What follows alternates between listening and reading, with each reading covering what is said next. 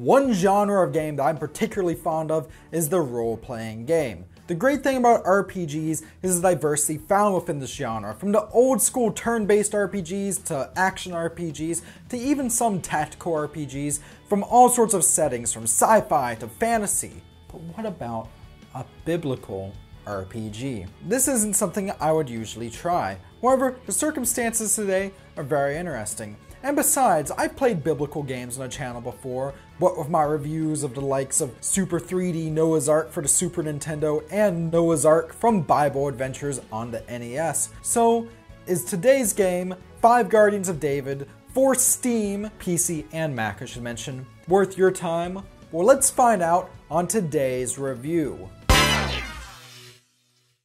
Welcome to Stuff We Play, where we appreciate the importance of full disclosure. And if that sounds cool to you, why not subscribe? And speaking of full disclosure, here's 2 bits of disclosure. First things first, this game was actually sent to us by the developer, Kingdom Games, to review.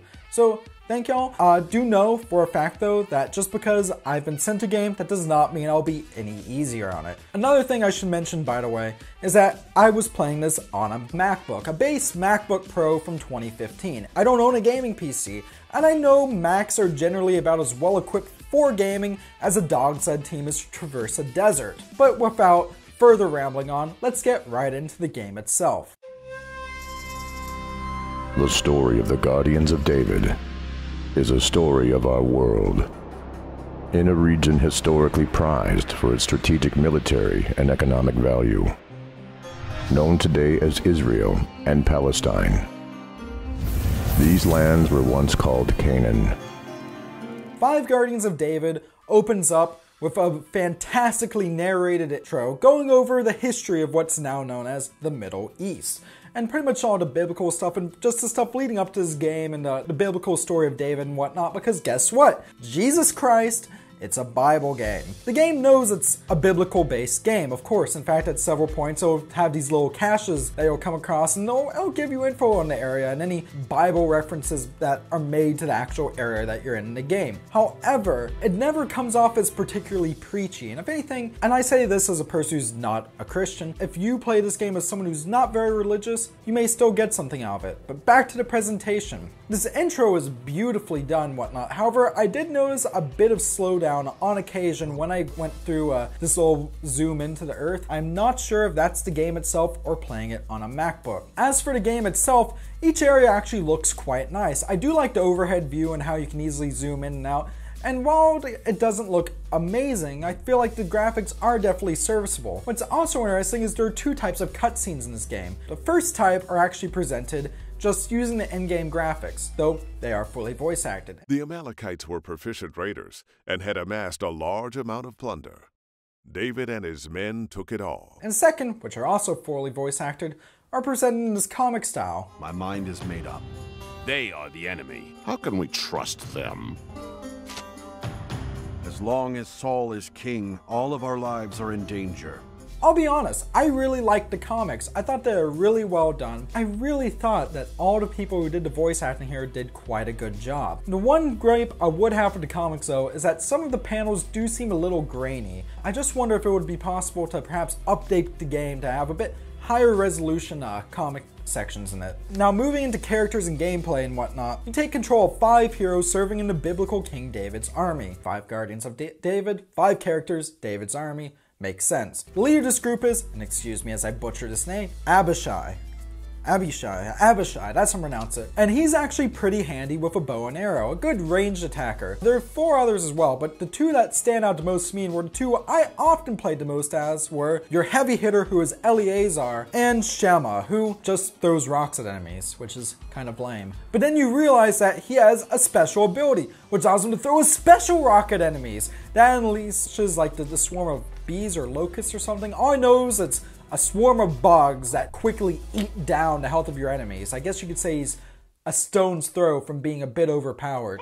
you use the mouse and keyboard to control it. I mean, you can set up a controller if you want, but I played using a mouse and keyboard because that's the right way to play a PC game. You move around with the mouse, and then you target enemies by clicking on them. That's also how you collect items, talk to merchants and major characters, etc., etc. Targeting, I noticed, could be a little finicky at times, as sometimes I would click to move away from an enemy, and instead I'd run right at them and target them if they're near enough, and other times vice versa. This only happened enough to be a minor annoyance and not a major issue. Now, what's interesting about each character is, along with having the weak attack, which you do just by targeting enemy, you have a strong attack, which you can do if you right click, and then you have various miracles, which are your special abilities, which you can actually assign to each character, and you unlock more as you level up. Something I really appreciate about this game, which actually reminds me of the old East series games, is that when you aren't in a battle, your health actually automatically heals up, which is fantastic. What's also very easy to do here is inventory management. Now, you have a shared inventory between all 5 characters, and after a bit, yes, it will fill up.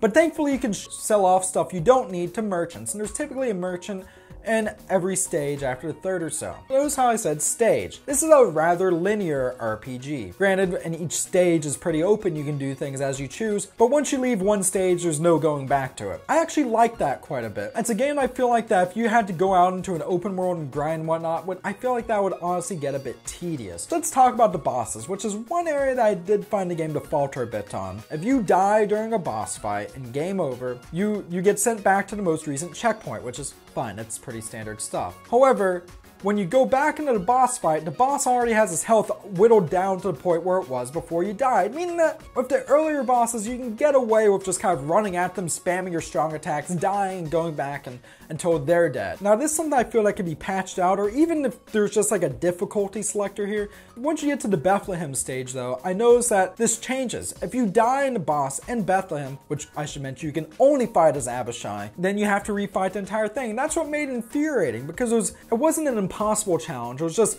quite a difficulty hike from the boss that preceded it. And honestly, I would have rather that all the boss that preceded went in this fashion, you know, where if you die, you have to refight the entire boss from full health. And actually, I should mention, this game on the whole isn't particularly difficult. There is, I'd say, a good 12 hours or so worth of gameplay here, and outside of a few particular boss fights, I wasn't really dying much. Now, speaking of enemies, I know a lot of them are Philistine soldiers and whatnot, but I would have liked more variety, because save for the occasional general boss character, such as the Goliath, all the enemies seemed very samey, and I would have liked more variation, even if it was just, oh, some enemies wear blue armor and some wear gold armor or red armor, you know, just stuff like that. Now, these gripes aside though, I had a lot of fun with this game, and something just really clicked here. Maybe it's because it's a linear RPG instead of one where you have to explore a world and whatnot. While I'm sure that will be a turnoff to some, I like that I never really felt like there was a chance of me getting lost or me losing objective, especially since it lists your objectives on the side of the screen, along with a quite nice mini-map. What I'm saying is the game, for even people like me who's